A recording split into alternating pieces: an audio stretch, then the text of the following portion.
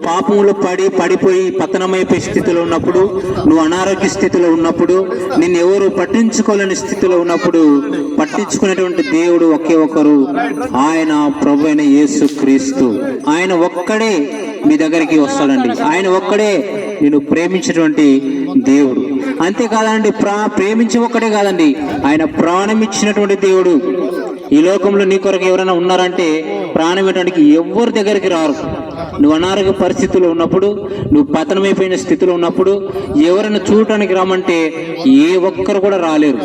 ఎందుకంటే వాళ్ళు అనారోగ్యం చేత బాధపడుతున్నారు కదా, మన దగ్గర డబ్బులు ఆశిస్తారేమో, డబ్బులు కోరుకుంటారేమో అని అనుకుంటుంటారు. కానీ నేను ప్రకటించేటటువంటి ప్రభువైన యేసుక్రీస్తు, ఆయన నీ దగ్గర ఏది ఆశించకుండా, నువ్వు ఒకవేళ అనారోగ్య పరిస్థితులు ఉన్నావా, నీ కొరకు ఆయన ప్రాణం పెట్టడానికి ఈ లోకానికి వచ్చాడు. ప్రభువైన యేసుక్రీస్తు ప్రాణాన్ని పెట్టడమే కాదండి, ఆయన తిరిగి లేచాడు. ఎవరైతే ఆయన యందు విశ్వాసం ఉంచుతారో, ఎవరైతే ఆయన యందు నమ్మకం ఉంచుతారో, ఎవరైతే ఆయనను హృదయంలో చేర్చుకుంటారో, ఎవరైతే హృదయంలోకి ఎవరైతే ఆహ్వానిస్తారో, ఆయన తిరిగి మనం మరణించినప్పటికీ తిరిగి ఆయన లేపగలిగినట్టు గొప్ప దేవుడు అండి. కాబట్టి ప్రియమైన దేవుని ప్రజలారా, గ్రామస్తులారా, నేను తెలియజేయటం ఏంటంటే, మనము ఈ లోకంలో ప్రేమించినట్టు ఎవరైనా ఉన్నారంటే ఆయన ప్రభువైన యేసుక్రీస్తే అండి. ఎవరైనా మనకు ప్రాణం ఇచ్చే వాళ్ళు ఎవరైనా ఉన్నారంటే, నేను ప్రకటించినటువంటి ప్రభువైన యేసుక్రీస్తు మన కొరకు ప్రాణం పెట్టాడు. ఆయన ఎవరైనా ఈ లోకంలో ఎవరైనా మరణాన్ని గెలిచిన వారు ఎవరైనా ఉన్నారంటే ఆయన ఒకే ఒక్కడు, ప్రభువైన యేసుక్రీస్తు ఒక్కడే ప్రాణం పెట్టి తిరిగి లేచిన వాడు. ఆయన ఎందుకు విశ్వాసం ఉంచిన వారికి ఆయన బిడ్డలుగా సొత్తు చేయడానికి ఆయన అధికారం ఇచ్చి ఉన్నాడు. కాబట్టి ప్రియమైనటువంటి దేవుని ప్రజలారా, గ్రామస్తులారా, ఒకసారి ఆలోచన చేయండి. నన్ను ప్రేమించేవాడు ఉన్నాడా? నా కొరకు ప్రాణం పెట్టేవారు ఉన్నారా? అదేవిధంగా నన్ను మరణించినప్పటికి తిరిగి లేపగలిగిన దేవుడు ఎవరైనా ఉన్నారా అని ఆలోచన చేస్తే ఉన్నారండి. ఆయనే ప్రభువైన యేసుక్రీస్తు. ఒకసారి ఆలోచించండి, ఒకసారి మనన చేసుకునండి. అందరినీ నువ్వు పరిశీలించుండొచ్చు, అందరినీ నువ్వు మరేం చేసినావు ఆప్షన్గా చేసుకుని ఉండొచ్చు.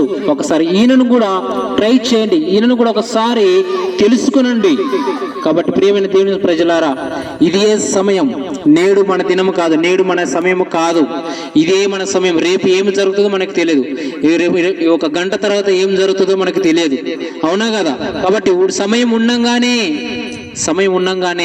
ఆయనని విశ్వసించాలండి. సమయం ఉండంగానే ఆయనని మన హృదయంలోకి ఆహ్వానించుకోవాలండి. కాబట్టి ప్రియమైనటువంటి గ్రామ ప్రజలకి ఇదే మంచి సమయం. ఈ సమయాన్ని దేవుడు మీ కొరకు ఈ మంచి మాటలు తెలియజేయాలని ఈ యొక్క గ్రామానికి మమ్మల్ని అందరినీ కూడా మేము తీసుకొని ఈ గ్రామానికి వచ్చామండి. కాబట్టి ఇప్పుడైనా సమయం ఉంచిపోయినది ఏమీ లేదు. ఆయన ఒకసారి స్మరించండి, ఆయన ఒకసారి విశ్వసించండి, ఒకసారి ఆయన వైపు ఆలోచించండి. ఆయన ఒకసారి మీరు తలంచితే ఆయన మన హృదయంలో నెమ్మదండి. ఆయన మనకు హృదయంలో నెమ్మదిస్తాడు. ఈ లోకంలో నెమ్మది ఇచ్చేది ఎక్కడైనా ఉందంటే ఇవ్వరండి. కొంతమంది ఏం చేస్తారు, ఆల్కహాల్కు మందు తాగితే నెమ్మది వస్తుంది అంటారు. కొంతమందికి ఏమంటారు, ఇంకేదైనా భోజనం చేస్తే ఆ సమాధానం వస్తుంది అంటారు. కానీ ఈ లోకంలో నువ్వు ఎక్కడికి వెళ్ళినా సమాధానం రాదండి. అది మార్కెట్లో దొరకదండి ఎక్కడ కూడా ఈ లోకంలో. కానీ సమాధానం ఇచ్చేటువంటి దేవుడు ప్రభువైన యేసుక్రీస్తు మాత్రమే. నీకు సమాధానం లేదా? నీ కుటుంబంలో, నీ జీవితంలో, నీ పిల్లల జీవితంలో సమాధానం లేక ఎలా పడితే అలా గొడవలతో సతమతం అవుతూ, వ్యాధిగ్రస్తులతో సతమతం అవుతూ ఉన్నావా? అయితే దేవుడు ప్రభువైన యేసుక్రీస్తు ఆయన సమాధానకర్త. ఆయన సమాధానం ఇవ్వటానికే ఆయన ఈ లోకానికి వచ్చాడు. కాబట్టి ప్రియమైన దేవుని ప్రజలారా, నీ సమాధానం దొరకాలంటే, సమాధానం కావాలంటే, నీ ఇంట్లో ప్రశాంతత కావాలంటే, నీ ఇంట్లో నెమ్మది కావాలంటే ప్రభువైన యేసు వైపు ఒకసారి చూడు, ఆయన వైపు ఆలోచన చేయి.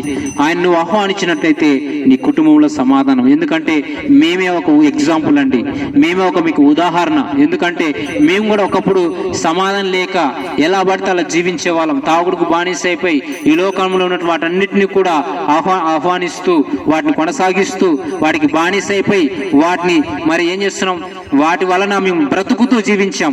దాంట్లో ఎక్కడ కూడా సమాధానం దొరకలేదండి. ఎప్పుడైతే యేసుక్రీస్తుని మా హృదయంలోకి ఆహ్వానించామో అప్పుడు సమాధానం దొరికింది. కాబట్టి ప్రియమైన దేవుని ప్రజలారా, మీకు ఆ సమాధానం కావాలి, మీకు ఆ పరలోక రాజ్యము కావాలి, ఆ వైకుంఠం, ఆ స్వర్గము కావాలంటే అంటే యేసుక్రీస్తు ఒక్కడే మార్గం. వాక్యం సెలవిస్తూ ఉంటుంది, నేనే మార్గము, నేనే సత్యము, జీవమని. ఆయన తప్ప వేరొక మార్గం లేదండి. నువ్వు ఈ లోకంలో మరణిస్తే, నీవు అలాగే జీవిస్తూ నీ యొక్క పాపంలో పడి జీవించి మరణించినట్లయితే ఒక దినం ఉందండి, అది అగ్ని, ఆరని అగ్ని. అది మనకి చిన్న మంట వెలుగుతున్నప్పుడు కాలితేనే అయ్యో అని అంటామే, బాధపడతామే. కానీ ఈ అగ్నిలో మరణించినప్పుడు, ఆ అగ్నిలో పడినప్పుడు పడినప్పుడు ఎలా ఉంటుందంటే తెలుసా? ఒక దినము కాదు, ఒక గడియ కాదు, ఒక వారం కాదు, ఒక నెల కాదు, ఒక సంవత్సరం కాదండి, యుగ యుగాలు కాలుతూనే ఉండాలి అక్కడ. ఆ యొక్క ప్లేస్ నుండి తప్పించబడాలంటే నువ్వు ఈ లోకంలో నీ ప్రాణం ఉండగానే ఆయన నువ్వు విశ్వసించాలి, ఆయన నువ్వు ఆహ్వానించుకోవాలి. ఆయన నీతిమంతుడు, పరిశుద్ధుడైన. కాబట్టి నీకు సమాధానం ఇవ్వడానికి సమాధానకర్తగా ఈ లోకానికి వచ్చి మనందరి కొరకు ప్రాణం పెట్టి తిరిగి లేచినటువంటి గొప్ప దేవుడు ప్రభువైన యేసుక్రీస్తు ఒక్కడే. ఎవరైతే ఆయన వైపు చూస్తారో, ఎవరైతే ఆయన విశ్వసిస్తారో, ఎవరైతే ఆయనను మరి హృదయంలోకి ఆహ్వానిస్తారో వారికి గొప్ప భాగ్యాన్ని దేవుడు ఇవ్వడానికి సిద్ధంగా ఉన్నాడు. నేడే రక్షణ దినం, నేడే రక్షణ దినం. రేపు ఏమవుతుందో మనకు తెలియదండి. కాబట్టి ఇప్పుడు ఆలోచన చేయండి. మీ అందరి కొరకు నేను ఆలోచన చేస్తున్నాను. నేను కూడా ఆయన వైపు ఒకసారి తిరగాలి అని ఆశపడుతున్నట్లయితే మీ అందరి కొరకు నేను ప్రార్థన చేయాలని ఆశపడుతున్నాను. చిన్న మాట ప్రార్థన చేద్దాం. ప్రార్థన. పరిశుద్ధుడైన మా తండ్రి,